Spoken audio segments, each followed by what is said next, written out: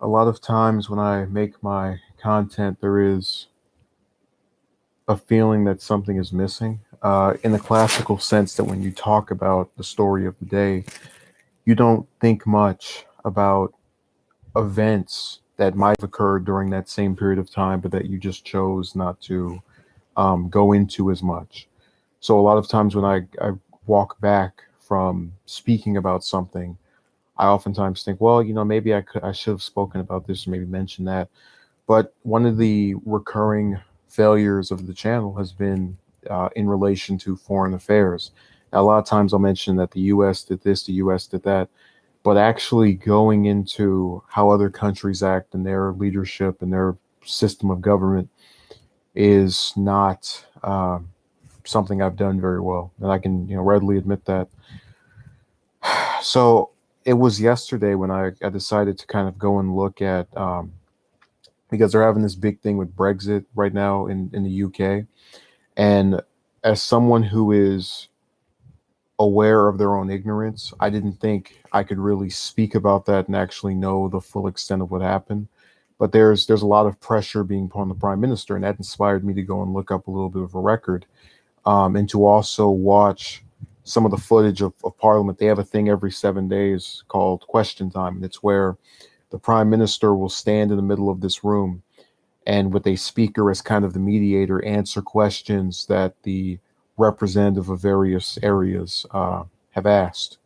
And I have to say, I've not been entertained by something political as far as footage of a body of Congress or just of legislation in a very long time, by as much as I was with that. Just seeing them being able to scream and yell and get pissed, and actually watching Jeremy Corbyn, who I'd almost completely forgotten about, mention I believe it was 4 million Britons that are homeless or something to that effect, really opened my eyes to this continuous thing, and I almost felt a parallel. And I've made it clear I'm not a fan of Trump, neither am I of the Democrats. Um, and I'll read your comment in a few seconds, Alex. But I've always believed that you have a common system in place where a person in power, when they don't want to address issues that are contemporary, will try to ignore, otherwise pretend as if all things are going great or things are all right. And this was exactly the case during that question time. You had all of these representatives, in particular Corbyn, who mention the very crappy parts of their society, as is the case in the U.S. This isn't me hating on Britain at all. Um, and the head of state goes, "We have record low unemployment," and then they almost become mute when you mention how many people can actually have a way of not living paycheck to paycheck. So Alex writes, "Yes, May never believed in Brexit. Honestly, looks as though making Brexit as tough as possible is just her idea of turning people against Brexit entirely, to say, look how bad it will be." Yeah, that's enough. Alex, I'm getting flashbacks to the Iran deal.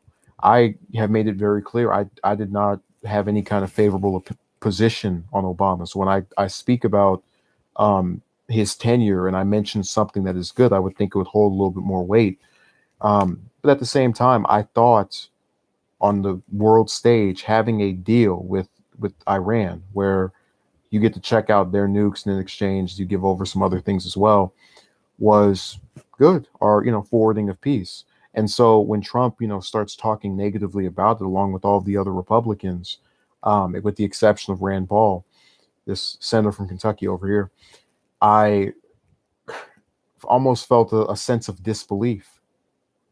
But then when we came closer to the time when he actually pulled out, and I saw that his national security advisor John Bolton had talked about wanting to have regime change in Iran and North Korea, it made sense. He's saying, screw this peace deal, whatever it takes, so that we can start a what will be the U.S.'s, I believe, eighth or ninth consecutive war, because we're currently bombing 7 countries. It all added up. So what you're saying there, Alex, is it reminds me exactly of that, where the people have a view that is completely opposite of what the head of state has, and then the person at the top will try to paint a different scenario. So she mentions, for example, that the Labor Party was responsible for these deficits and all these people rather who were not employed. And I thought it was really comedic when you had Corbyn, have his retort where he said, "Hey, these jobs are not paying anything that's allowing people to sustain their form of living." But it's that kind of those same arguments that are so identical to over here, but the way they're discussed is so refreshing. Um, just in Britain, because the head of state is not allowed to give these speeches where no one can say anything and pretend as if everything is going on. It's so nice. I loved it, and I'm gonna watch more of those.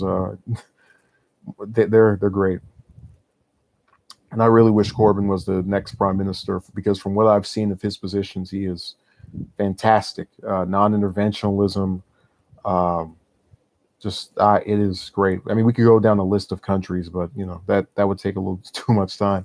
But I chose the title of this because a lot of times when we talk about a conservative person's hatred for head of state, rather hatred of the poor, it comes off as hyperbole. This person, how do you know what's in their heart? So I oftentimes say, okay, well, that's not fair to her to say that she doesn't care about the people that live in her own country.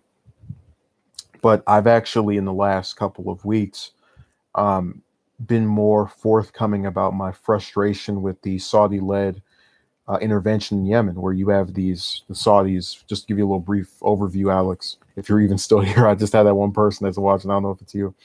Um, they became upset that their allied government, and I'll read your comment right now after I finish giving this background. They became upset that their allied government was overthrown by the Houthi rebels. So their response was to block off the ports of Yemen, which prevent food and medicine from coming in, concurrently while they bomb mosques, hospitals, schools, any area and any place that they know will hurt the population. And they've had over 85,000 children under the age of 5 die. And so the reason I mention that, because I know you read the title, what does that have to do with anything? A lot of politicians I've given flack for in a way that I usually don't, because I think whenever you have someone who is complicit, see, when I read off those a number like that, it's whatever.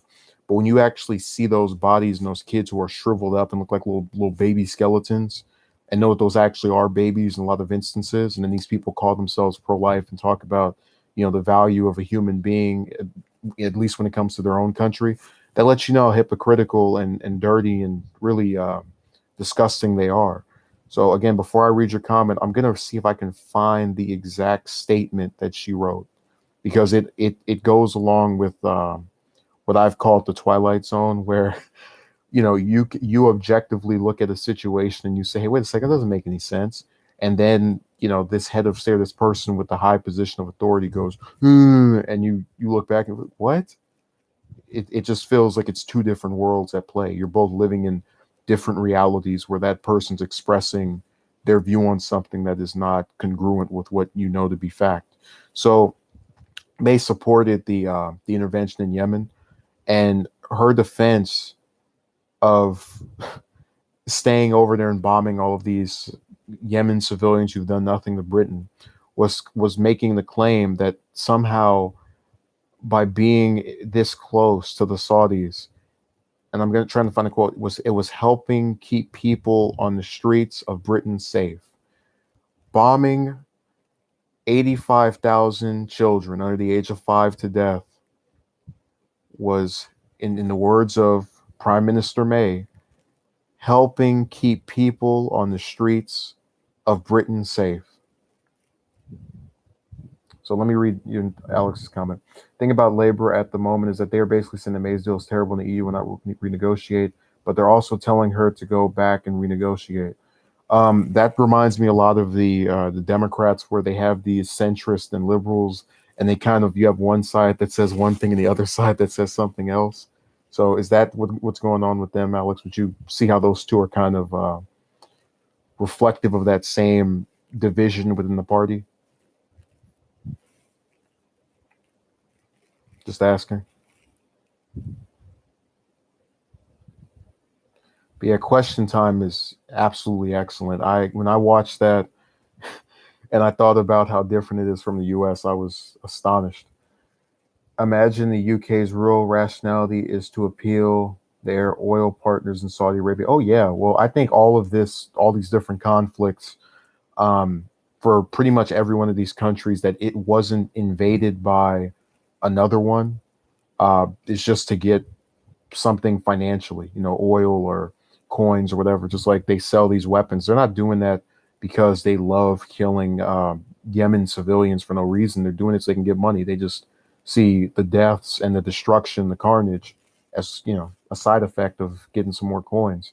And I guess when you live in a bubble, so for example, if you're a politician, and there are obviously exceptions to the rule. We've been over this before on here, and you'll never have to go to that particular country, and someone holds up a check for $1 million and says, hey, look the other way as we bomb, again, 85,000 children at the age of 5 to death, well, so we can give you these coins. You don't have to worry about that. Look the other way. And they do it. Have you heard what's happening in France? Oh, you mean with the protesters that are going up against Macron because he like stabbed him in the back or something? If I remember correctly, one of the things he said was to buy. I don't remember the name of the car, but there was a car he told them to get, and then a bunch of people bought it, and then he said, get this other car, and then they got pissed because I imagine over there, just like over here, who has money to where they can just go and keep buying different cars. And it really is not amusing, but it almost, again, is one of those things where I don't even live there, and that would, I get what they're saying. Jesus. Yeah, it's amazing that the UK will shame countries for their abuses to human rights, but not if they sell them oil. Alex, I literally just had a eureka moment. You reminded me of during the most recent question time. This is the December 5th one. You can watch it on YouTube. They put it online. You had Prime Minister May mention that the Holocaust exhibit would be next to the Britain, to the House of, I think it's the House of Commons. Don't quote me. Again, I'm ignorant of UK politics. But she mentions that it's supposed to serve as this place to show the evils of humanity. And I'm just thinking to myself, this is the same person who in their tenure as head of state is authorizing selling weapons to a regime that is going around killing people for no reason. Oh, or rather because they're upset that their little boyfriend government got thrown out. But do you see how hypocritical it is? Yeah. I mean, it's even more strange when I think about how for the whole first year of her being in office, I didn't think much for her because I don't, again, watch and actively pay attention to the politics of other countries, and that, again, that's my failure. Um, but when I saw that particular position of hers, that's all it took. I mean, literally the worst humanitarian crisis in modern history. And she says, "Oh no, what was that stupid quote again? Let me read it. Um, where is it? That by oh yes, that Britain rather that by Britain helping the Saudis kill again 85,000 children under the age of 5. This is again her words right here, quotation marks, helping keep people on the streets of Britain safe. Literally, man. I don't know if you're aware of this, Alex, but well, obviously you know what 9/11 is. But when that terrorist attack happened, the current U.S. president at the time, Bush, was able to get authorization from Congress to go into that conflict and in Afghanistan, and he was able to say, "Oh, well, this is we're getting revenge or whatever." So in the years since, his two successors since then, Obama and Trump, have been able to use that same authorization to go to war or rather bomb countries that had nothing to do with attacking us, just on the premise of quote unquote fighting Al Qaeda, even though Al Qaeda isn't in Yemen, or rather is not being bombed by us in Yemen. But whatever, that's they're able to get away with this because the media doesn't report on it. People have no idea. And I think there was actually a poll where they found that it was like 40% of Britons didn't even know the Yemen thing was going on. Let me see if I can find it. Britain. I type something else in. But I don't blame the people for not knowing it because it. Well, I take that back. I don't know what the state of British media is. Over here, they pay stuff out so that you barely know anything. May is only the prime minister because everybody in the leadership contest dropped out of it, regardless of her, and she is perhaps the worst prime minister in most living people's memories.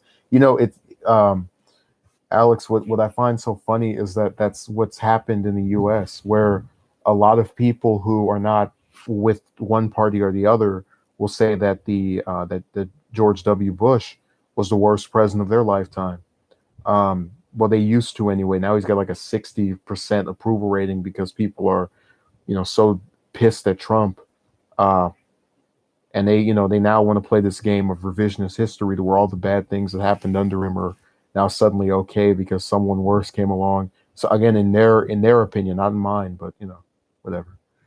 Uh, Let me find this quote. But I remember there was an article where they said the Britain public or the British public, and there was a percentage of how many knew about Yemen.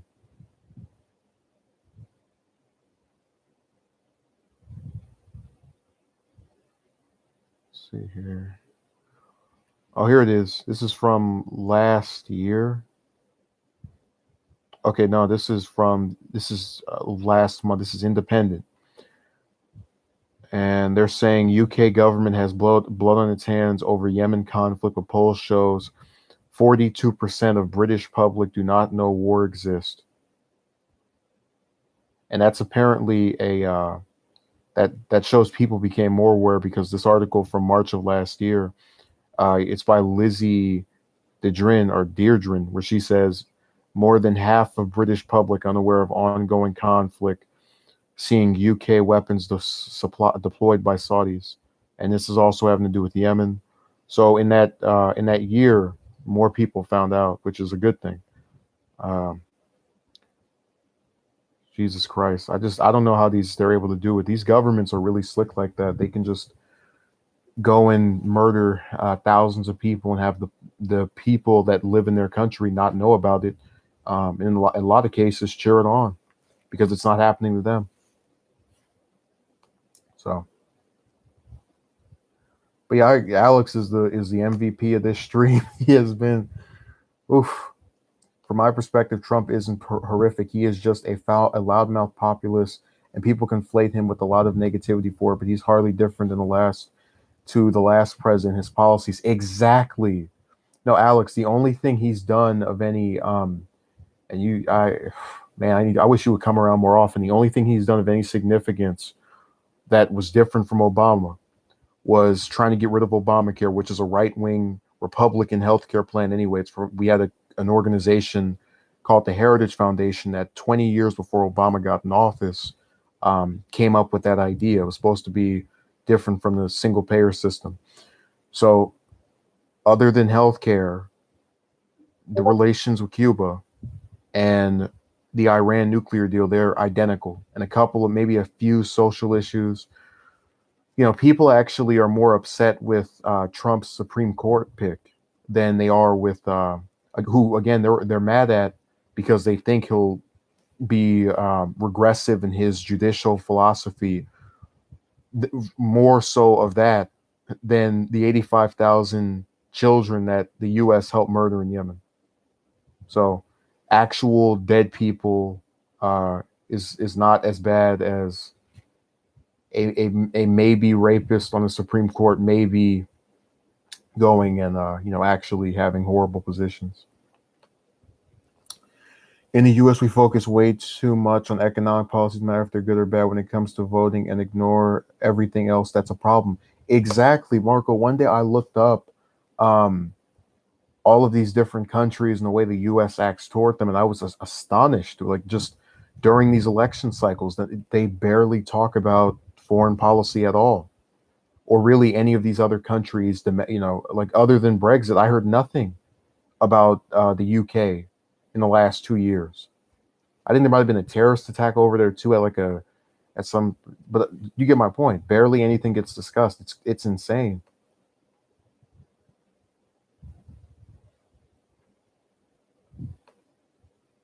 But yeah, Alex, I'm not.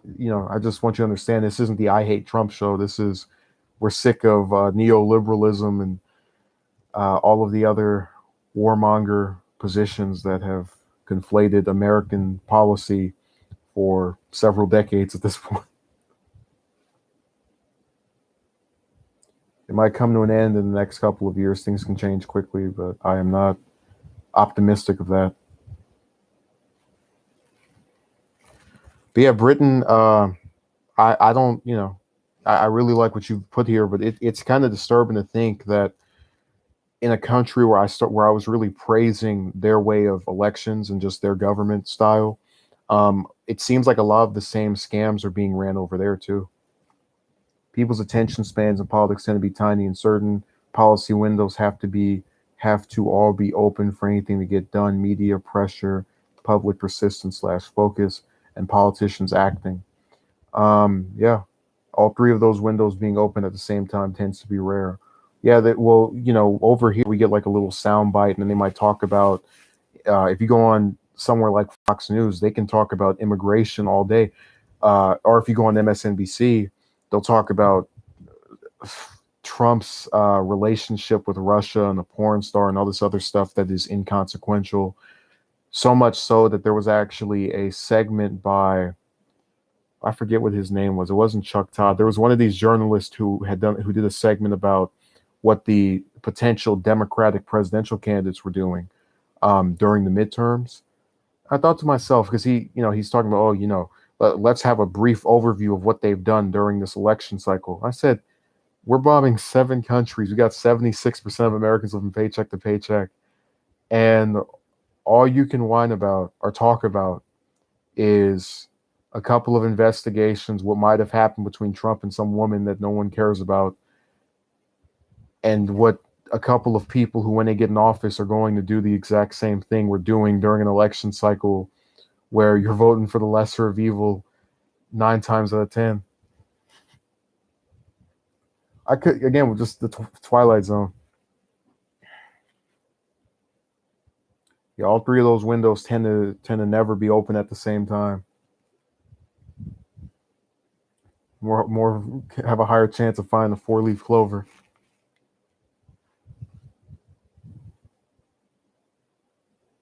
Jesus.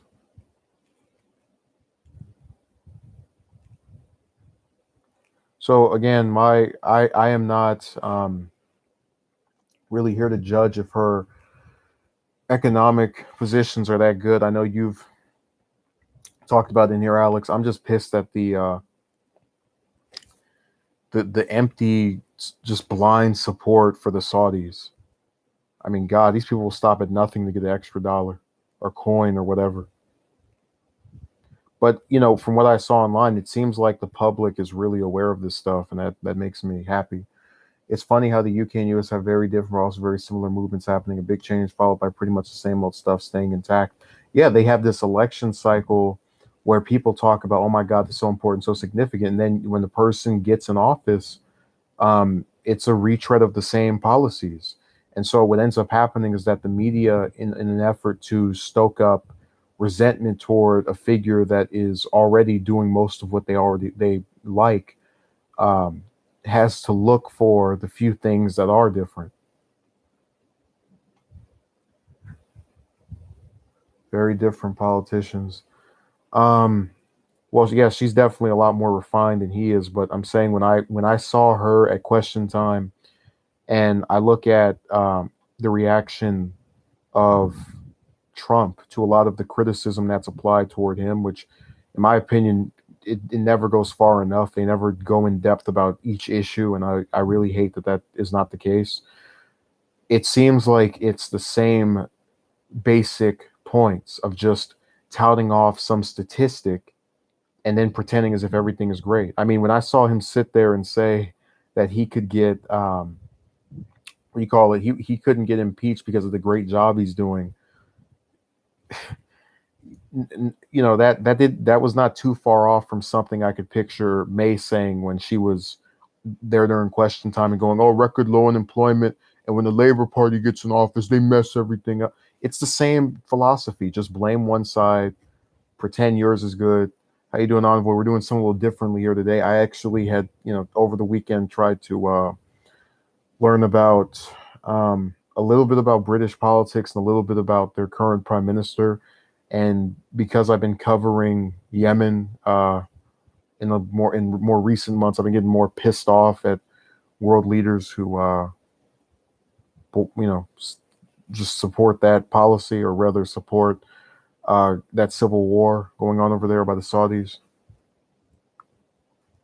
No, Envoy, I would love to recommend to you, even as a person who's not fully aware of UK politics, their question time. That's when they have all the representatives talk to the the prime minister and ask her questions.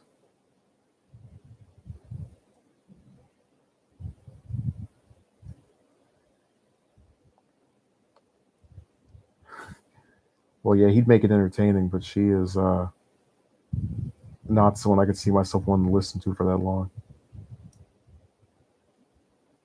I had no idea, what your experiences were. I'm glad you've been over there. Maybe you can give them your endorsement.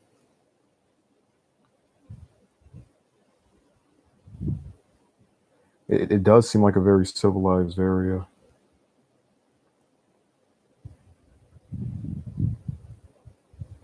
So thank you for participating. Um, all right, question is a really big load of nothing sound bites. Alex, it's the same thing with the State of the Union. Just retreads of the empty nonsense.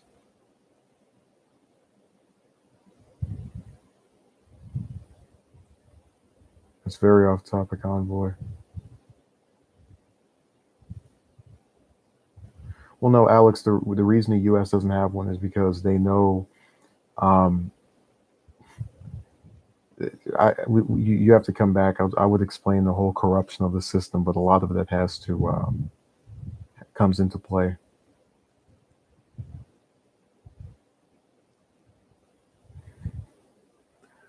I swear, the only time anyone gets to criticize the American president is if they go on TV and have an interview.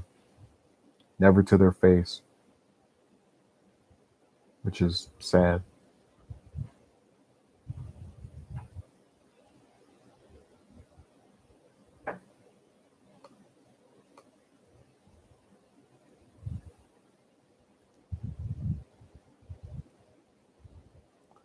Well, Alex, if they wanted to do it, they would have done it by now. And that could easily have been a system where you have, let's say, one day during the course of a week, the head of state goes to the House, then another day they go to the Senate, and then they answer questions there.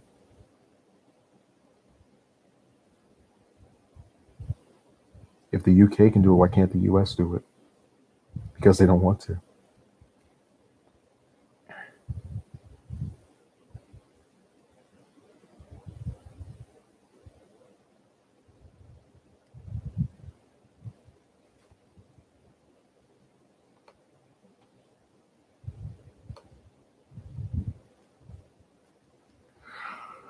All right, so thank you, uh, Envoy Alex. Appreciate it. And we'll maybe pick it up in the next few days. Who knows? But um, never allow a head of state to tell you that by supporting a genocide relating to people who never did anything to them, in this case, Yemen, that is somehow equivalent of protecting those on the streets. So it's a sad cycle, but the UK it definitely has a system that's better than the one over here. And I only wish we could get enough people to care enough to make attempts to change it. But until then, into the toilet we go.